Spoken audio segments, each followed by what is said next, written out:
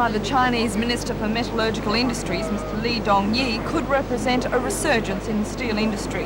The Chinese have come to Australia on the invitation of the Prime Minister, Mr. Hawke, and have indicated that they wish to use some Australian raw products for their steel making. The expression of interest has been met with scepticism in some circles of the industry. The reason is that in 1980 China failed to renew its iron ore and pig iron contract with Australia, which resulted in the closure of the Kwinana Steelworks in Western Australia, as well as a number of iron ore mines. But at the BHP works in Newcastle today, it seemed the past was forgotten, as the Minister and his entourage were shown around the plant's No. 2 loom mill.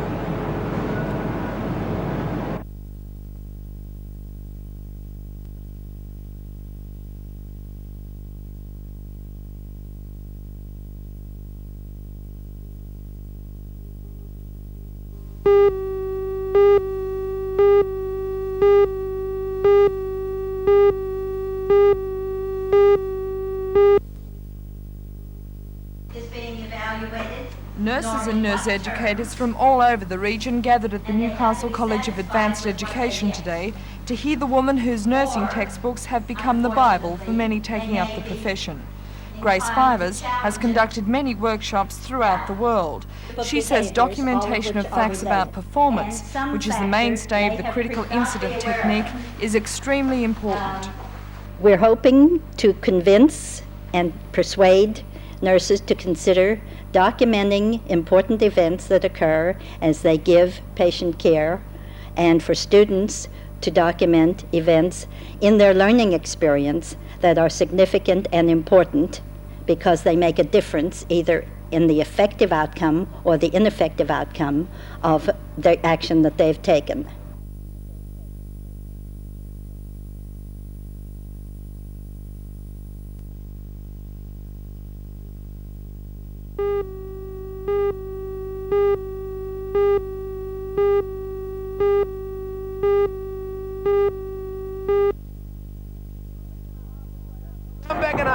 That win must have delighted the true sports fan in the record crowd because of its merit and the superb performance of one man.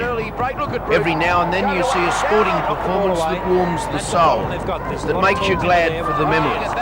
The Geelong captain coach Cal Bruton, the number 10 in blue, turned in one such effort last night. Good defence there by Geelong, not prepared to give him the easy shot.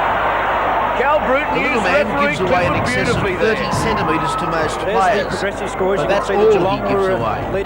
He is the best player in Australian basketball, if last night's effort is any guide. It's not a one-man team, but it's a team that relies so heavily on one man despite its overall talent. Nice pass there by Bateman.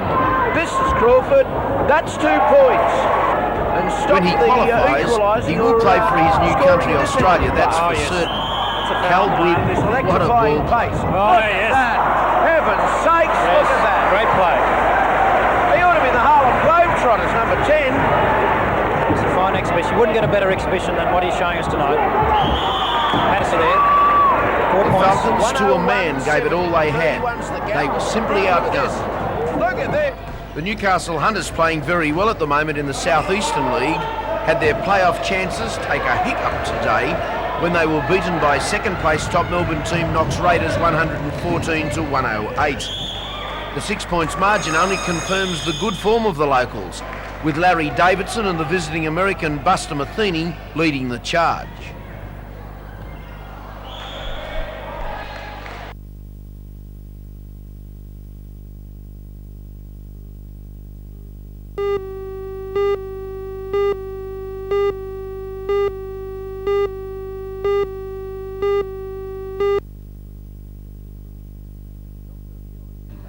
Dr. Fury has said today that he refuses to have the government dictate what his income should be, and refuses to accept the philosophies of a socialist government which ultimately intends to nationalise his profession.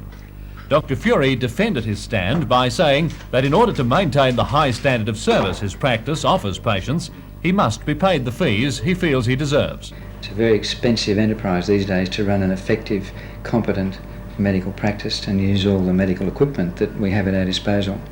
We're no longer living in the 30s or the 40s where the doctor had none of this equipment and still managed to have a fee that was about 1/10 of the average male wage. 1/10 of the average male wage now is $40, and yet the government insists that our schedule fee should be $13.80. Well, this is quite ridiculous in a practice such as mine, in a busy city area, with just about everything that you would require to save a life. And why should I be compared with a practice somewhere in the suburbs that has none of those facilities? And therefore I feel that in order for me to practice medicine the way I would like to practice it and give this high standard of care, I need to be paid according to what my costs are. Well, what's the reaction of the pensioners? Well, some of them, of course, have been rather upset and have asked me to send their cards to other doctors. Some have been quite perturbed that they would like to have stayed, but they didn't think they could afford the $2, which would have been required of them perhaps 3 times a year. After all, pensioners don't get rebates on their groceries and their electric light and all these other things.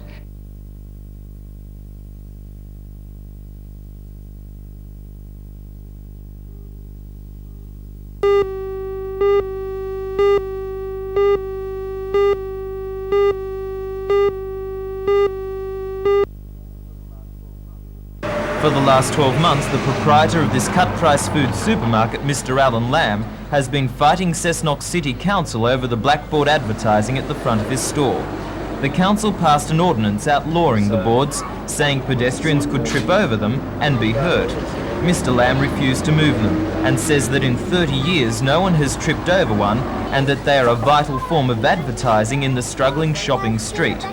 Taken to court on February the 20th, he was fined $158 and given 7 days to pay. That fine has still not been paid, and today Mr. Lamb was told by police that he will be arrested on Thursday and will serve 7 days hard labour in East Maitland Jail. Mr. Lamb, how do you feel about going to jail? I'm not frightened, but I'm very apprehensive. Why have you fought the blackboard issue to this extent? It's a fight against the lack of activity by Cessnock councillors to do something for the business houses in Western. I feel that Cessnock Council is guilty of causing the downfall of many of Western storekeepers and the ruination of the shopping centre in Western. In a 6-month period last year, 3 businesses closed down and 2 changed hands. The shop owners want Station Street declared a mall to increase parking space, make it more attractive and bring back customers. Mr. Lamb says the council has done nothing about the idea. I feel that my action will bring it to a head now, and I'm certain that the recently formed Chamber of Commerce will see to it that Council does undertake some action on the matter.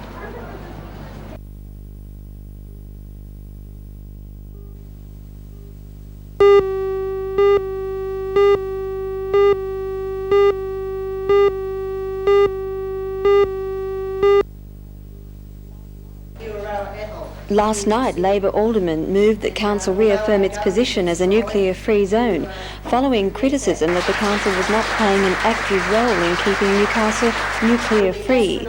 The Trades Hall Council called on Council to pay more lip service to declaring Newcastle a nuclear-free zone. Alderman Jeff Parker urged Council to affiliate with the Australian Nuclear Free Zone Secretariat and pay a $100 affiliation fee. Citizens Group Alderman McDermott called it a gesture of futility. Independent Alderman Henderson said he was against the $100 affiliation fee. The motion was lost by 10 votes to 9, despite the fact that 3 Citizens Group members, Alderman John Tate, Gumaz and Alma Tate, voted with Labor aldermen. There is now some confusion about Council's position as a nuclear-free zone area, considering that it failed to reaffirm its position last night. The entire matter is up in the air following a rescission motion by Labor Party aldermen.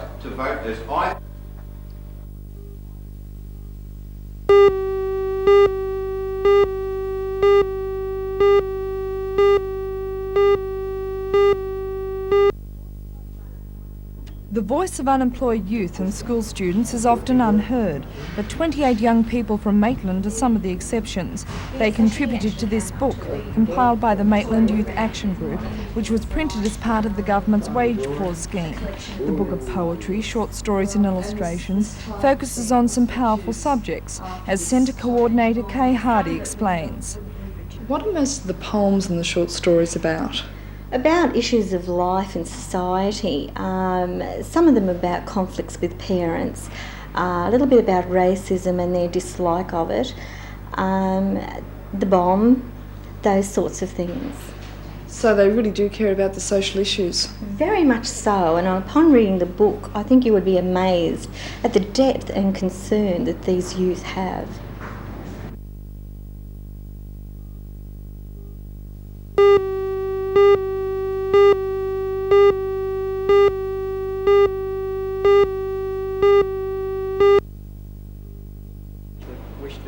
The committee, which met at the Newcastle Workers' Club last night, had good news.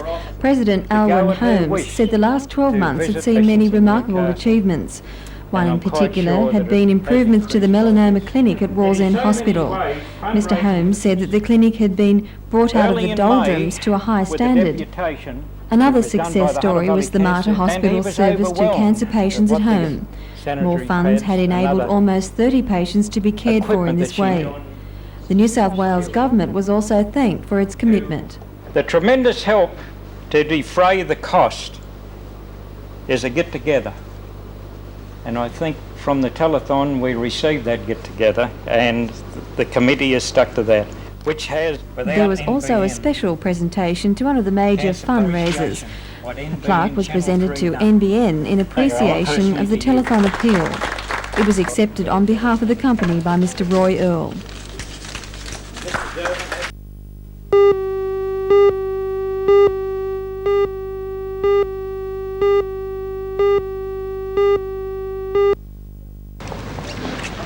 The Open Day enabled people with their sights set on a tertiary education to have a good look around both institutions. And for those undecided between a university and a college course, it was an ideal opportunity to compare the two.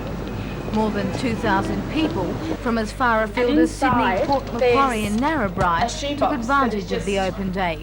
Most were high school students, but a spokesman for the college says the number of people expressing interest in mature age entry each year is steadily increasing. At both institutions today, staff were on hand to explain the various courses and to answer questions. In order to give the visitors a clearer idea of what sort of work they will be involved in if they enrol, many departments and faculties put on demonstrations or prepared colourful displays. Officials from both campuses are pleased with the response received today, but its success will be more evident when enrolment applications are taken in September and October.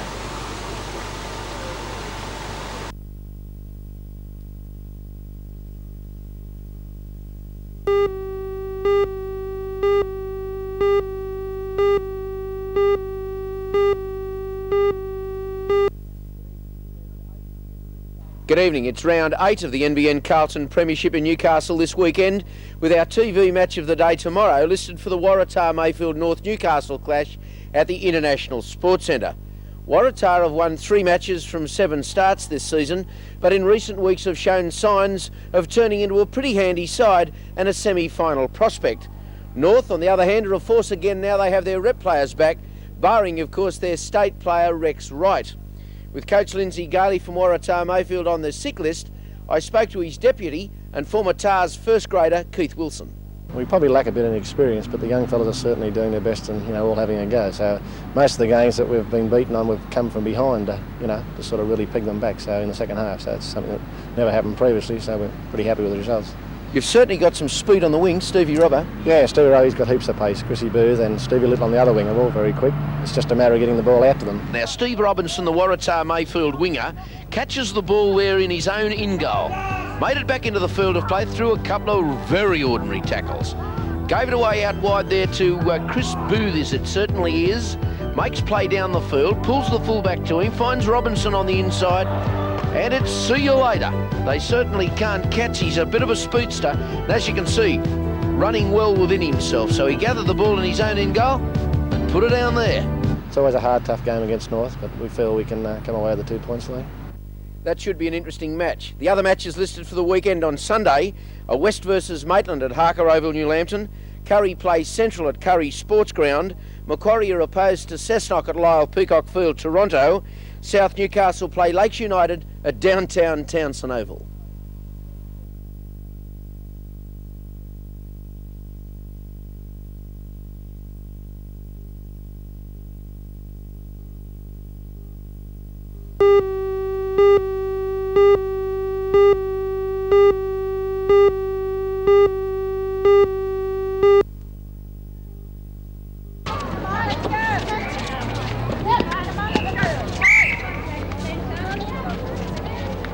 Take it easy.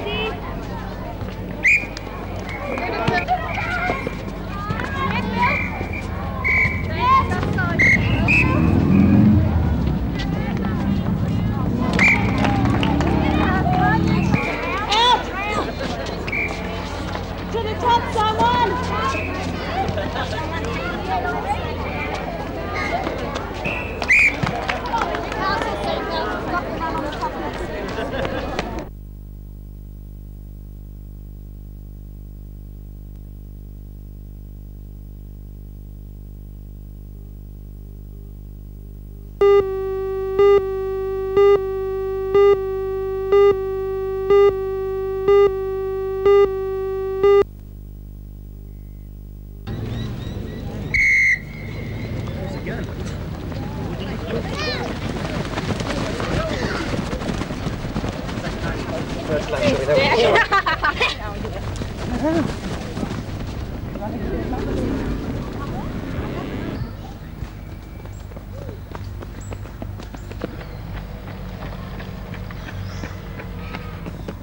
Keep going, Brian.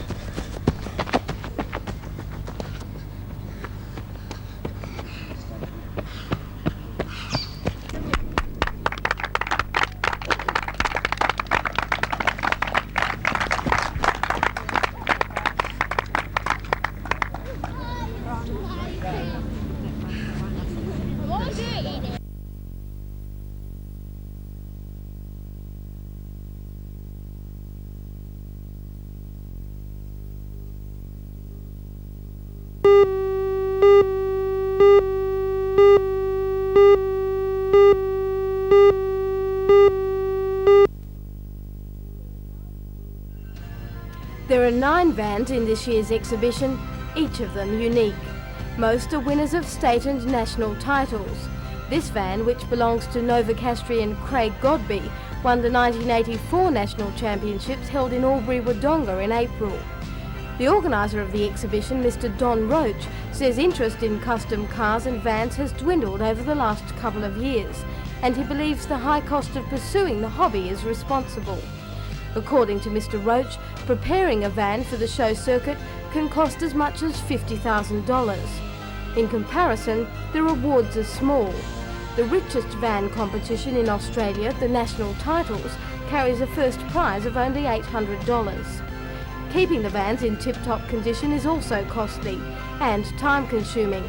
Before a competition or show, dedicated owners can spend up to a week cleaning and polishing the paintwork and chrome.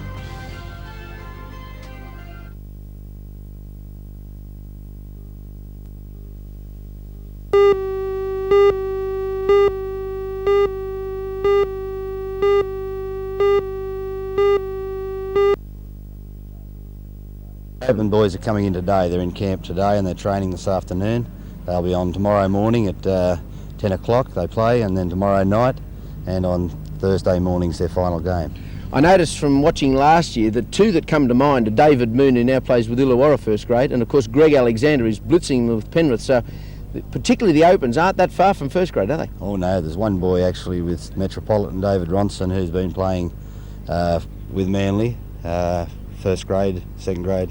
Sure. Very strong boy. Okay, so anyone who wants to watch top-class rugby league, it's on at Live Peacock Furling. That's right, yes, there's some great talent here, and I think people could really enjoy the standard of football. Do we have anyone in the Newcastle area that you think will make the state side and maybe the Australian side? It's hard to say. There's one boy who was an ex-Newcastle boy anyway, Jason Alchin, who was the Australian schoolboys halfback last year. He beat Alexander into the Australian side. So he must be a pretty good player. We know how good he is. That's right. What about people that are still here? Troy Alea and these other kids, you know? They're very top footballers, Lee, but whether they're up to the state standard, we don't really know until they're... Those teams are selected in the next couple of days? Oh yes, that's right. Thursday morning the team will be announced after the final trial.